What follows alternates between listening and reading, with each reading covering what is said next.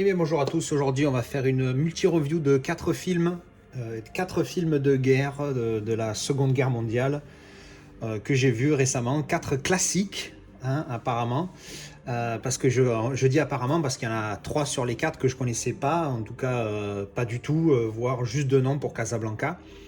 Donc c'est des films que j'ai découverts, qui a été recommandé par mon père, qu'on avait discuté de films de guerre il n'y a pas longtemps, et du coup il m'avait recommandé tous ces films et je les ai reçus. Il me en reste un à voir qui est Opération Pacifique, que j'ai là, mais que j'ai pas encore vu, donc je vais pas en parler, parce que je pense que je vais attendre de pouvoir le voir avec mon père. Malheureusement, il s'est fait vacciner et le vaccin l'a rendu malade, donc du coup on a dû reporter ça, je devais aller le voir dimanche dernier. Bref, alors les films dans l'ordre qu'ils apparaissent ici. Alors, Opération Petticoat. Alors, c'est un film de guerre, mais sur un ton un petit peu humoristique. Donc, c'est un vieux film, c'est un film des années 60, je crois, 1959, avec Cary Grant et Tony Curtis. Alors, grosso modo, l'histoire, c'est quoi? Donc, c'est un capitaine d'un sous-marin. Alors, c'est bien parce que j'aime beaucoup les films de sous-marins et il se trouve que c'est un film de sous-marin. Mais bon, c'est sur un ton un petit peu humoristique, donc c'est pas satire, mais en fait l'histoire c'est que c'est donc un sous-marin qui est beaucoup endommagé, mais qui doit se faire réparer ailleurs que là où il est, et donc en fait ils veulent le déplacer dans un autre port pour qu'il aille se faire réparer. Donc c'est ce qu'ils font, sauf que sur le chemin il y a ce second, Tony Curtis, qui joue le second du capitaine, qui est en fait un petit peu foufou, et qui, quand il a besoin de quelque chose, il le prend, mais bon, pas de manière toujours légale. Donc il est un petit peu le outcast de la team, et à un moment donné, il s'arrête, je ne sais plus pourquoi, et il se trouve qu'il récupère 5 lieutenants de l'armée de sexe féminin, et qui donc vont devoir embarquer avec eux sur le bateau, sur le sous-marin. Et donc c'est assez marrant parce qu'évidemment, dans les sous-mariniers, même en 2021, je ne sais même pas s'il y a déjà des femmes qui sont sous-marinières. Je ne sais pas si ça existe, mais en tout cas c'est très masculin, hein. Bon, après pour des raisons de logistique aussi, hein, c'est difficile dans un endroit aussi confiné d'avoir les amenités pour les hommes et pour les femmes. Bref, ça c'est un autre sujet.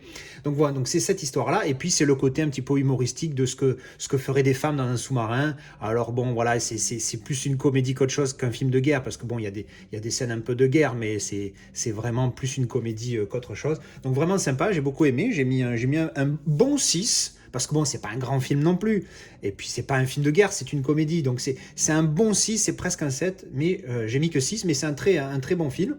Et le Blu-ray, il est très correct, hein. C'est un film de 1959, on ne faut pas non plus s'attendre à des trucs énormes, mais ça reste un bon film et de bonne qualité. Ensuite, on va parler de Casablanca. Alors Casablanca, que j'ai beaucoup aimé aussi. Donc 1942, celui-là. Donc là, on est vraiment en plein pendant la guerre. Et c'est l'histoire d'un résistant français qui vient avec sa femme à Casablanca, donc, où un Américain tient un bar. Et l'Américain, il se trouve que c'est un ex-amour de la femme du résistant français. Et donc bon, il y a l'histoire au milieu, donc il va devoir aider ce couple, alors que c'est le couple de son ancien amour qui l'a laissé tomber apparemment comme une merde. No spoil, hein, ça fait partie du plot de l'histoire. Et donc c'est l'histoire de comment ils vont s'en sortir, et franchement c'est pas mal. Il y a une référence à un moment donné en plein milieu du film, quand les résistants français se lèvent et chantent la Marseillaise, alors qu'il y a des Allemands, puisque c'est le Casablanca, c'est une terre française non occupée, donc c'est entre guillemets plus ou moins libre.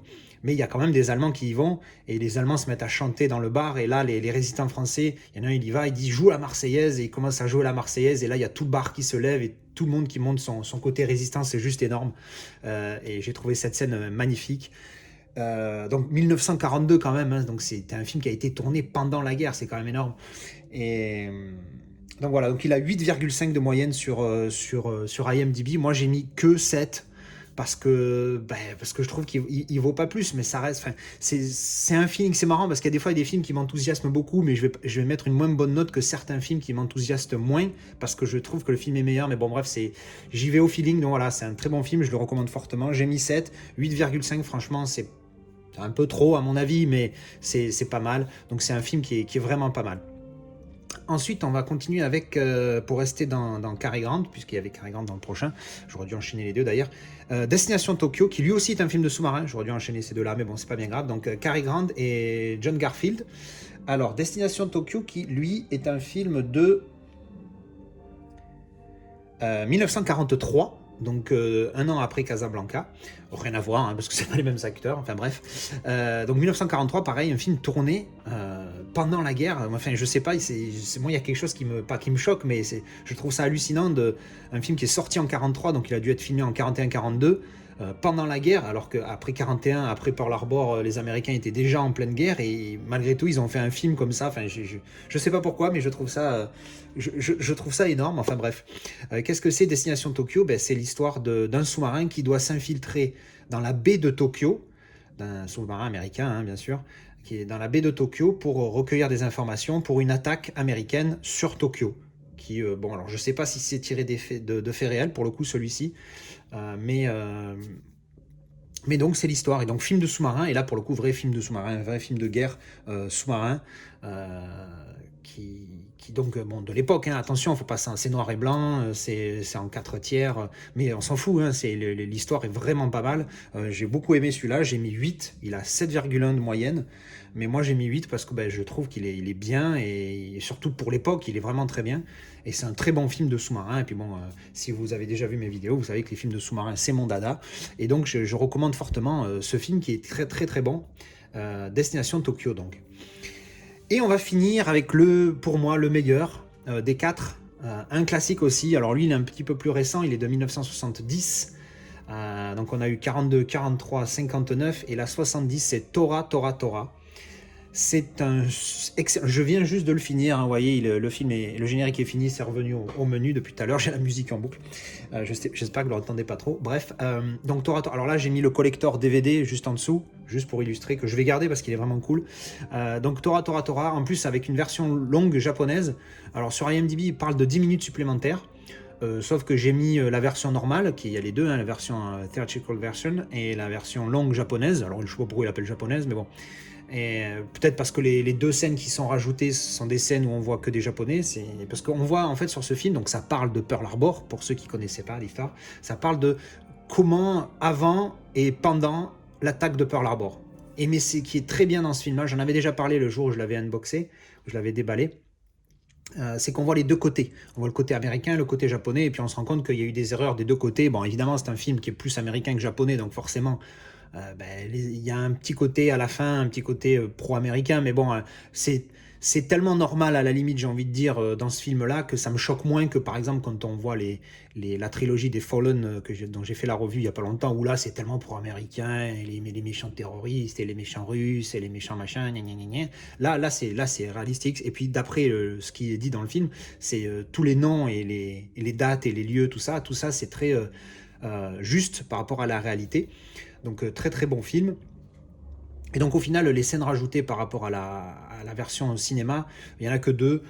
Une scène plus ou moins comique entre deux cuisiniers japonais, puis une scène avec comment on dit, l'admiral japonais qui va voir l'empereur ou un truc comme ça. Mais bon, c'est très bref, ça amène pas grand chose en plus. Mais bon, voilà, c'est 3 minutes. Hein. J'ai regardé, je vous ai dit, j'ai mis la version cinéma, et après la version longue, il y a 3 minutes d'écart, hein, dans la durée. Donc je vois pas où IMDb a chié ces 10 minutes, mais bon, bref, c'est comme ça. Quoi dire d'autre, à part que oui, voilà, donc ce film il est vraiment exceptionnel. J'avais mis 8, il a 7,5 sur IMDb. J'avais mis 8, et là en le revoyant tout de suite, là, je suis monté à 9 parce que franchement c'est vraiment un très très très bon film de guerre. J'adore les films de guerre. Alors je suis plus film de sous-marin, ça c'est sûr, mais bon là c'est pas un film de sous-marin. Mais ça reste un excellent film de guerre en plus, et très bien réalisé, et apparemment assez fidèle à ce qui s'est passé. Et pour une fois, comme je vous dis, on voit bien les deux côtés, on voit quasiment autant le côté japonais que le côté américain, et c'est très très bien de le voir comme ça, ça donne un meilleur aperçu de ce qui s'est passé. Donc voilà, j'espère. Alors oui, la qualité du Blu-ray, par contre, j'ai pas précisé. Alors ça, c'était un DVD au cas où vous ne serez pas rendu compte. Donc DVD, bon, qualité DVD, mais franchement pas dégueulasse pour un film noir et blanc, c'était très propre. Casablanca en Blu-ray, il était propre aussi, très bien. J'avoue que entre les deux noir et blanc là, DVD Blu-ray, la différence, elle m'a pas choqué. Alors oui, il est très propre, hein, Casablanca, il n'y a rien à dire. Hein. Opération Petticoat, par contre, lui, il était plus, on va dire, un petit peu plus granuleux, mais ça va, ça reste très correct. Encore une fois, les films de 1959, on va pas et encore plus pour 42 et 43, on s'attend pas à voir du 4K One Again Miss to Fly. Tora, j'étais un chouïa déçu, je m'attendais un petit peu mieux parce qu'il y a certaines scènes qui ont été filmées en 70 mm. Donc c'est énorme, 70 mm, par rapport à beaucoup de films qui sont transférés en 4K en 35 mm. Alors certes, là, c'est pas du 4K, c'est que du 2K, du Blu-ray. J'espère qu'ils sortiront une version 4K parce que c'est un des rares films où je pense que j'upgrade. C'est comme Dazbot. Hein. Le jour où ils font un Dazbot en 4K, quel que soit, bon, pas quel que soit le prix, je ne mettrai pas non plus 1000 euros, mais dès que je le vois, dès qu'il sort, je commande instantanément. Puis après, s'il ne me plaît pas, ben, je le revendrai, mais je l'achèterai, ça c'est sûr. Et Tora, c'est pareil. Le jour où ils font un 4K, je pense que je l'achète instantanément pour nettoyer tout ce grain parce qu'il y a beaucoup de grains dans Tora. Surtout sur les scènes de ciel, quand on voit pendant les attaques, tout ça. Il y a beaucoup de grains au niveau du ciel. Par contre, dès que c'est assez des plans proches, au niveau des visages, tout ça, c'est très nickel. C'est propre, c'est nickel, il n'y a rien à dire. Donc c'est une très bonne qualité Blu-ray pour ce film. Mais je m'attendais à un chouïa mieux et surtout un petit peu moins de grains. Mais bon, c'est pas le pire que j'ai vu, donc ça va, c'est correct. Donc voilà, on a fait le tour de ces 4 films de guerre recommandés par mon cher papa. Eh bien, je vous remercie d'avoir regardé et à bientôt. Et non, c'est pas fini, il va y avoir un petit bonus parce que j'ai reçu, juste avant de faire cette vidéo, j'ai reçu 2 colis d'Amazon avec des Blu-ray dedans. Donc on va voir ce que c'est tout de suite. Alors voilà, donc le premier, on ouvre et c'est, alors ça sera Batman vs Superman Dawn of Justice Ultimate Edition. Donc c'est la version où il y a 1 heure de plus dessus par rapport à la version qui était déjà sortie. Donc j'avais vu le 4K pas cher sur Amazon UK, donc je l'ai pris instantanément. J'ai aussi acheté, et ça je le montrerai dès que je le recevrai, la version Steelbook française apparemment, qui est aussi que j'ai commandé il n'y a pas longtemps parce qu'il était en promo sur Amazon à 15 balles. Et là, maintenant, quand je regarde, il est à 65 d'occasion. Donc, je me dis que j'ai bien fait. Donc, j'attends de le recevoir. Il est en chemin, peut-être la semaine prochaine. Alors, on va regarder. Alors, bon, ils ne sont pas très originaux. Hein. La même chose sur les deux. Hein. Pourquoi se casser la tête? Même derrière, c'est pareil, je suppose. Ouais, quasiment. Ouais. Bon, bref. Donc voilà, donc c'est la version longue. Alors d'après ce que j'ai entendu, au niveau qualité, c'est quasiment la même chose. Surtout, alors au niveau du son, c'est exactement la même chose que la version précédente. Et au niveau qualité image, c'est pareil, à part qu'il y a plus d'IMAX, donc le format carré, comme vous avez pu voir sur le Justice League de Snyder, que j'ai pas encore vu, que lui aussi j'ai commandé et j'attends de recevoir. Donc voilà, premier paquet ouvert et le deuxième qui est ici, qui est plus épais. Hop là. Alors, on a 3 films dedans. Non, on en a plus en fait, parce que c'est des combos. Alors, un film que j'avais trouvé super cher, enfin l'histoire m'intéresse beaucoup, et qui était super cher, et que là j'ai trouvé sur Amazon UK à 10 balles, même pas, c'est Capricorn One. Alors, si ma mémoire est bonne, ce serait l'histoire qu'apparemment ils auraient fake l'atterrissage sur la Lune. Alors moi j'ai vu ça, j'ai instantanément adhéré, donc je vais voir ce que ça donne le film. Après, il a l'air d'être bien noté, donc j'espère que je ne serai pas déçu. Will you be shocked to find out that the greatest moment of our recent history may not have happened at all? Est-ce que vous seriez très choqué, est-ce que vous serez choqué de découvrir que le plus grand moment de notre histoire récente n'est peut-être jamais arrivé? Donc bon, ça peut être intéressant de voir ce qu'ils en ont fait comme film, parce qu'évidemment, il y a, il y a plein de gens qui font des théories sur le fait que personne n'est jamais allé sur la Lune. Après, chacun croit ce qu'il a envie de croire, mais bon, ça a l'air d'être intéressant pour ce film. J'adore les films de l'espace, donc forcément, j'ai adhéré. Puis j'aime bien les histoires de théories de complot, qu'elles soient vraies ou fausses. Ensuite, je vais parler de celui-ci, c'est un combo. Je voulais Kelly's Heroes, j'adore ce film, je l'avais que en DVD. Et là, j'ai trouvé un combo avec Where Eagles Dare, avec Clint Eastwood aussi. Et il y a Richard Burton aussi dans celui-là, je l'avais pas vu. Donc je regardais vite fait sur IMDb, ça avait l'air d'un film sympa. Et puis je crois qu'il y avait 2 € enfin 2 pounds d'écart entre le Blu-ray que de Kelly's Heroes et ce Blu-ray là avec les 2 films. Bon bah évidemment j'ai mis 2 pounds de plus et j'ai les 2 films, même si c'est vrai que Kelly's Heroes c'est un film que j'apprécie particulièrement et que j'aurais aimé avoir en boîte toute seule, mais vu que c'est une boîte seule Blu-ray standard, l'autre aussi c'était la même, à part la jaquette qui évidemment donc, aurait pris toute la face avant. Je n'ai pas voulu investir... enfin me dépenser plus pour avoir juste une jaquette simple, si surtout c'est pas un 4K et encore, ou alors un steelbook. Et enfin c'est un combo, il y a 3 disques, 9 films, donc 3 films par disque, le calcul mental est bien.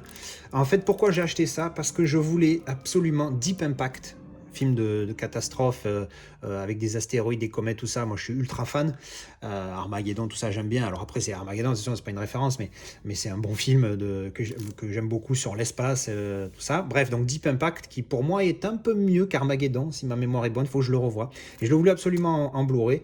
Le Blu-ray est à 8 balles, donc 8 pounds, pardon, que de Deep Impact. Et celui-ci, avec 9 films dedans, il était à 14. Encore une fois, bon, on va pas... Puis apparemment, d'après ce que j'ai lu, les versions, elles sont, c'est les bonnes. Hein, donc, les sous-titres, apparemment, il n'y a que allemand. Ça, c'est rigolo. Donc, bon, on le regardera en anglais. De toute façon, il n'y a pas de souci. Alors, qu'est-ce qu'on a comme film? Alors, c'est un truc allemand, hein, puisque bon, quand il y a ça, c'est les trucs de l'Allemagne qui marquent ça. Alors, on a Aeon Flux. Celui-là, je ne le connais pas. Der Plan. Putain, je ne me rappelle plus ce que c'est. Ah oui, c'est... en français, je crois que c'est l'échange et c'est le titre original, c'est The Adjustment Bureau avec Emily Blunt et Matt Damon. Il est pas mal celui-là, je l'ai déjà, je crois, en DVD. Celui-là, c'est Pitch Black, que j'ai pas en Blu-ray, donc pourquoi pas. C'est pas un super film, mais il était sympa de mémoire. Transcendance avec Johnny Depp, que j'ai souvent pensé à prendre et je l'ai jamais vu, donc voilà. Children of Men, ça me dit rien du tout. Mais comment il s'appelle déjà? Calvin Klein, quelque chose, je sais plus. Bref, lui, j'aime bien lui aussi. Donc Deep Impact, hein, évidemment. Après, on a Serenity. Alors, c'est en allemand, hein, Flucht in Neuwalten. Putain, mon allemand est terrible. Cloverfield, que j'ai déjà en DVD, mais bon, là, je regarde en Blu-ray. Et Anomaly. Donc voilà, donc je me suis dit, 14 pounds. Les 9 films, ça vaut le coup. Donc voilà, c'était le petit bonus. Merci d'avoir regardé cette vidéo encore une fois. Et à bientôt. Et oui, elle est toujours là pendant les vidéos de Queen Lilou.